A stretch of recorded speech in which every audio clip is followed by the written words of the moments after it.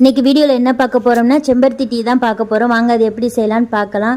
நான் 2 கிளாஸ் தண்ணி சேர்த்திருக்கேன். இப்போ அது கூட நான் 4 செம்பருத்தி பூ, 5 இதழ் பூ 4 பூ எடுத்திருக்கேன்.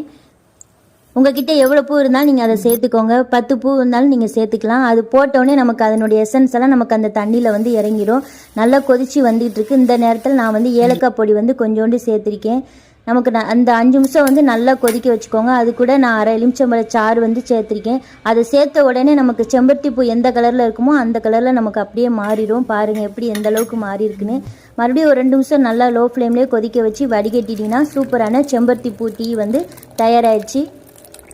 இதனுடைய பயன்கள் என்ன அப்படின்னா, நமக்கு கல்லீரல் சம்மந்தப்பட்ட நோயெல்லாம் குணப்படுத்துது, ரத்த அழுத்தத்தை குறைக்குது.